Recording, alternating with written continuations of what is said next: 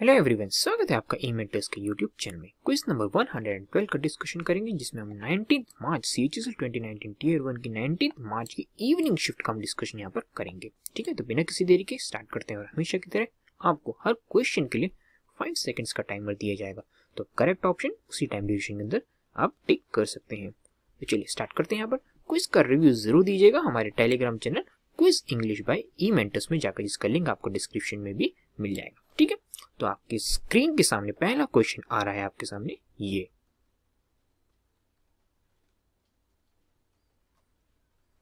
तो इसका correct option होगा आपके पास ऑप्शन नंबर ए, पॉवर्टी। ठीक है, पूछा था आपसे सिनोनिम, पूछा था आपसे, आपको बताना था पेन्यूरी। पेन्यूरी का सिनोनिम बताना। तो पेन्यूरी का मतलब ही क्या होता है? State of being a poor. ठीक है, गरीब होने की जो अवस्था होती है, स्टेट जो होती है, उसको हम आपको कहते हैं पेन्यूरी। तो इसका करेक्ट हो गया आपका पॉवर्टी। ठीक है, बाकी सारे ऑप्शन रीडेबिलिटी, जिसको हम पढ़ा जा सके, जिसको कंपैटिबिलिटी, मतलब जो साथ में यूज किया जा सके चीजें हार्डवेयर सॉफ्टवेयर का, मैंने आपको बताया था।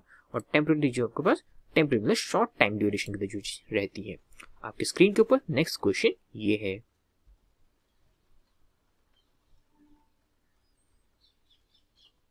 इसमें आपको बताना था रॉन्ग स्पेलिंग। तो इसकी रॉन्ग स्पेलिंग होगी आपके पास मैनिफेस्टेशन। ठीक है, मैनिफेस्टेशन की करेक्ट स्पेलिंग क्या होती है?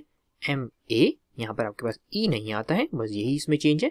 MANIFESTATION। ठीक है, बाकी सारी स्पेलिंग सही है, बस यहाँ पर आपके पास ई नहीं आएगा, ए आएगा। MANIFESTATION, manifestation. ठीक है, अपने नेक्स्ट क्वेश्चन की तरफ बढ़ते हैं। आपके सामने स्क्रीन के ऊपर ये रहा।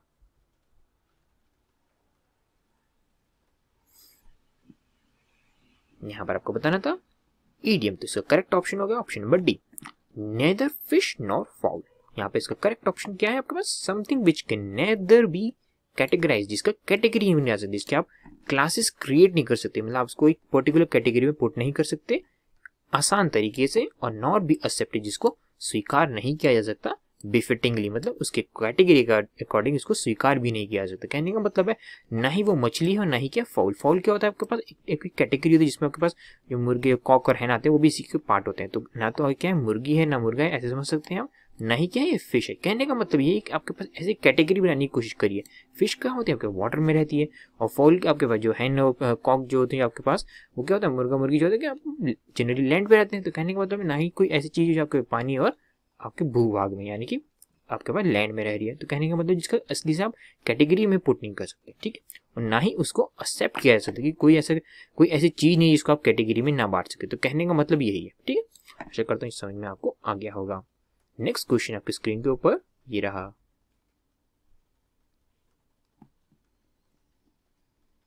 इसका करेक्ट ऑप्शन हो गया आपके पास ऑप्शन नंबर ए। ठीक है, आपको बताना था यहाँ पर एंटोनिम बताना आप, तो किसको?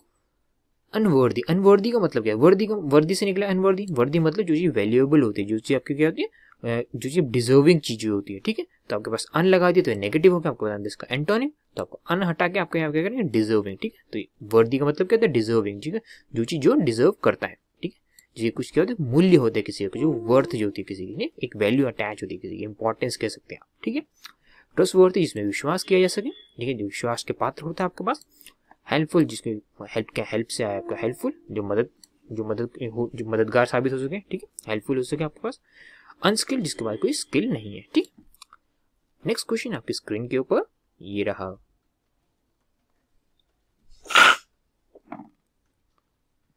इसका करेक्ट ऑप्शन हो गया आपके पास ऑप्शन नंबर डी। ठीक है, आपको बताना था यहाँ पे सिनोनिम बताना था आपको फेस्टिविटी। अब फेस्टिविटी होता क्या है? फेस्टिविटी वो होता है जहाँ पर आप क्या करते हैं? सेलिब्रेशन करते हैं। ठीक है, तो कोई भी ऐसा इवेंट जहाँ पर आपकी कोई भी ऐसी गतिविधि जहाँ पे आप क्या करें, किसी एक ओकेजन, किसी एक इवेंट को क्या करें? सेलिब्रेट करें, मतलब आप उसका जश्न टाइप का मना रहे हैं। तो सेलिब्रेशन का मतलब भी क्या होता है? जश्न ही होता है। आपसे सिनोनिम ही पूछा था। ठीक है, कैलिब्रेशन। कैलिब्रेशन का मतलब देखिए, जैसे आपने स्केल देखा होगा। ठीक है, मान लीजिए अगर आपका ये स्केल है, तो आप क्या करते हैं? इसमें मार्क करते हैं, जैसे आपके 0 से लेकर 1 तक मार्किंग होती है, तो उसका आप क्या कर रहे हैं? मार्किंग करना ही किसी भी मापने वाले यंत्र को, या मेजरमेंट जो भी आपका जो मेजरमेंट इंस्ट्रूमेंट, जो आपके स्केल मैंने एग्जांपल लिया है, या वर्नियर कैलिपर जो होता है आपके पास, तो उसमें आप करते हैं जैसे थर्मोमीटर होता है, तो आप कैलिब्रेशन करते हैं। कैलिब्रेशन में मार्किंग्स लगाना, जैसे ये हो गया, ऐसे मार्क लगाना आपके स्केल पे।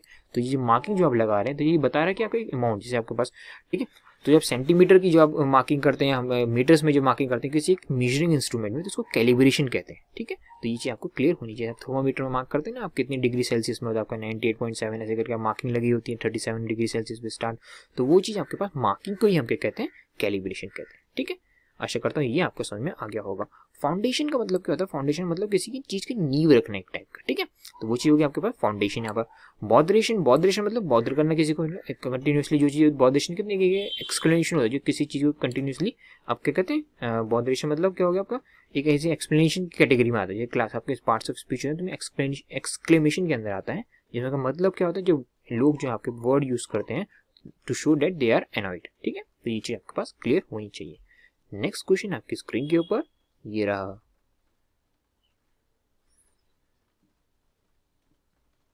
इसका करेक्ट ऑप्शन होगा आपका ऑप्शन नंबर सी, ल्यूक्रेटिव, ठीक है। आपको बता दें यहाँ पे रॉन्ग स्पेलिंग किसकी है यहाँ पर, ठीक है।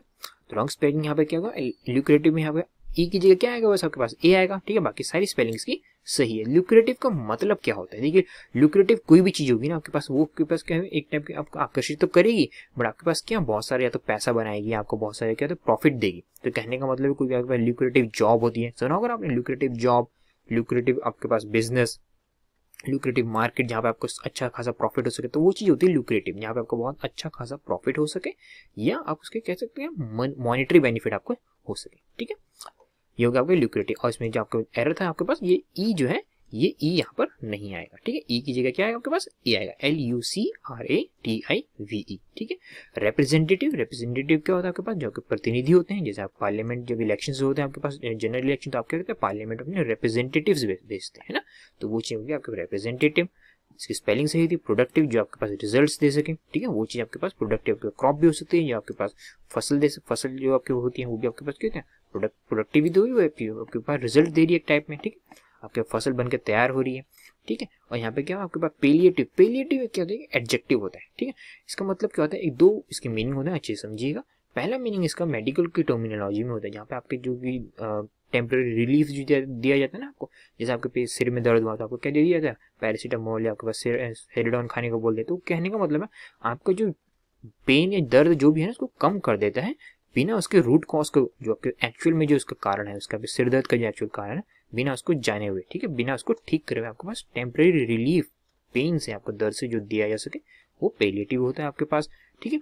और एक अनदर मीनिंग जो होता है आपके पास, कि कोई ऐसी सिचुएशन जो भी आपके डिफिकल्ट सिचुएशन है, उसको आपके लिए अच्छा दिखाना, मतलब प्रस्तुत करना एक टाइप का, कि वो सारी प्रॉब्लम्स की सॉल्व हो चुकी है, ठीक है, ऐसा उसको दिखाना एक टाइप का, ठीक है। तो क्या कह सकते हैं कि ऐसी सिचुएशन को डिजाइन कर, डिफिकल्ट सिचुएशन को ऐसा क्रिएट करके दिखाना कि वो सिचुएशन अब एक्चुअली में सॉल्व हो चुकी है, लेकिन जबकि ऐसा कुछ नहीं होता, क्योंकि अब रूट कॉज तो सॉल्व किया नहीं ना आपने।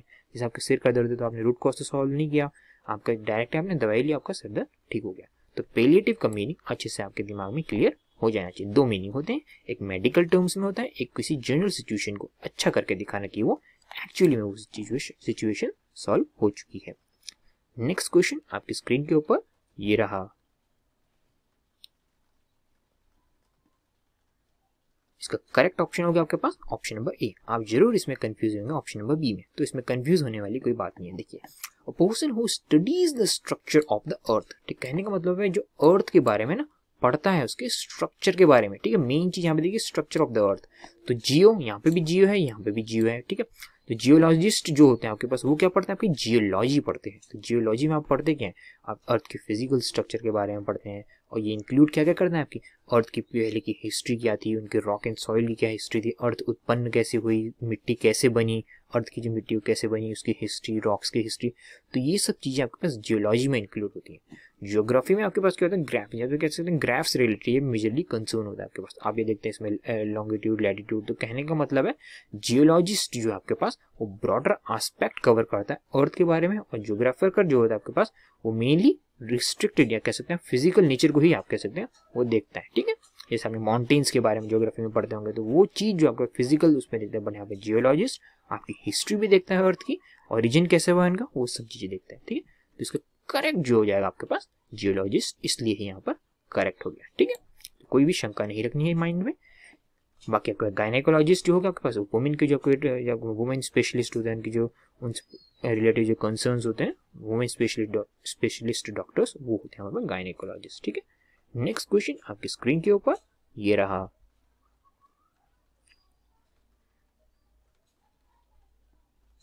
इन अ फॉग, इसका करेक्ट ऑप्शन होगा कंफ्यूज एंड डेज, ठीक है। अब फॉग, फॉग जब भी आपके पास धुंध जब भी आपके सामने आए तो आपको बिल्कुल दिखाई कुछ नहीं देता, तो आप कंफ्यूज हो सकते हैं कि बी ऑप्शन तो नहीं होगा, ठीक है। तो थोड़ा यहाँ पे ध्यान देने वाली बात ये है कि आपके पास जो कंफ्यूज और डेज्ड है, देखिए यहाँ पे एग्जैक्टली वो आपको बता रहा है कि आप जब खुद को रख के देखिए उस सिचुएशन में जब आपके पास सामने फॉग है तो आप क्या होगा, आप देख नहीं पाएंगे ना अच्छे से, आप सोच नहीं पाएंगे मुझे कहाँ जाना है क्या करना है। ये जो दोनों चीजें ना आपके पास, ये साइटलेस और ब्लाइंड, ठीक है, ये आपके पास आपको पता है ना विजन से रिलेटेड बता रहा है, सिर्फ विजन का कंटेक्स्ट है यहाँ पर। बट यहाँ पे जब आप कंफ्यूज्ड और डेज्ड का मीनिंग देखेंगे ना तो यहाँ पे आपके पास सिर्फ आईज के से रिलेटेड नहीं है, जो यहाँ पे सिर्फ आईज के विजन की बात कर रहा था ऑप्शन बी में। यहाँ पे कंफ्यूज और डेज्ड आपका जनरल सेंस में ही बात कर रहा है, जब आप कंफ्यूज होते हैं आप ये नहीं सोच पाते मुझे करना क्या है, ठीक है। ऐसे ही मेरे पास अनेबल टू थिंक क्लियरली, वही सेम मीनिंग आपके पास डेज में भी होता है, ठीक है। जब आप कुछ आपके साथ शॉक लग जाता है, आपको झटका लगता है टाइप का, तब आप सोच नहीं पाते लोग करना क्या है ना, सोच नहीं पाते, तो वो चीज यहाँ पे बताइए। तो ये चीज जो आपका ऑप्शन नंबर ए है आपको जनरल मीनिंग में आपको बता रहा है, ठीक है। तो इसलिए ये आपके पास करेक्ट हो गया है, इसलिए ये वाला करेक्ट नहीं हुआ है, ठीक है। तो ऐसे ध्यान में रखना है, ठीक है। नेक्स्ट क्वेश्चन आपकी स्क्रीन के ऊपर ये रहा।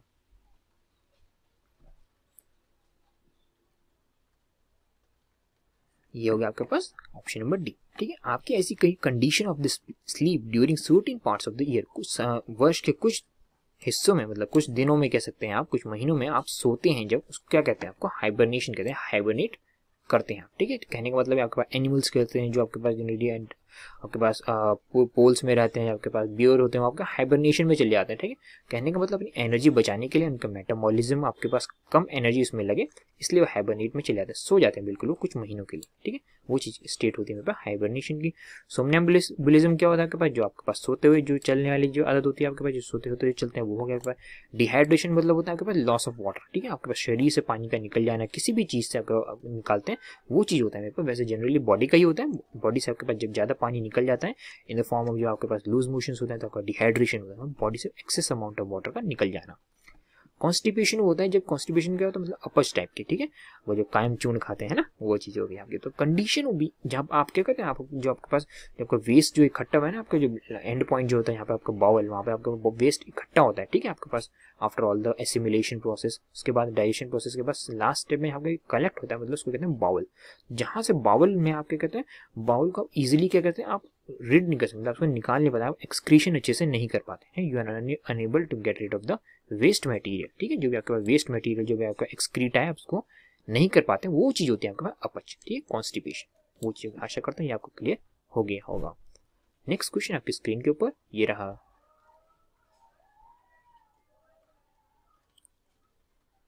इसका करेक्ट ऑप्शन क्या होगा, ऑप्शन नंबर बी, ठीक है। समझने की कोशिश करते हैं माइस्ट्रो। ये माइस्ट्रो जो है आपके भाई एक सम्मानजनक शब्द होता है, जैसे आप लगाते हैं ना श्रीमान, श्री किसी नाम के आगे, तो वो चीज होती है। देख तो पहले ये समझने की ये रिस्पेक्ट दर्शाता है, ठीक है। दूसरी चीज जो दर्शाता है ना, जब आप किसी को एड्रेस करते हैं ना माइस्ट्रो बोल के, तो आप ये भी बोलते हैं कि बहुत अच्छा उसने परफॉर्म किया, ठीक है। तो जनरली ये आपके पास जो आपके पास बैंड्स होते हैं, जो आपके म्यूजिशियन होते हैं या आपके पियानिस्ट होते हैं, उनके लिए यूज किया था, जब वो कुछ परफॉर्म करते हैं, अच्छा ट्यूनिंग, अच्छे सॉन्ग क्रिएट करते हैं, आपके पास लिरिक्स नहीं, अच्छा म्यूजिक क्रिएट करते हैं, तो उनके लिए यूज किया था माइस्ट्रो, म्यूजिक माइस्ट्रो जिसको हम कहते हैं, ठीक है। ये समझ में आ गया। तो यहाँ पर परफॉर्म करना जरूरी होता है माइस्ट्रो के केस में, ठीक है।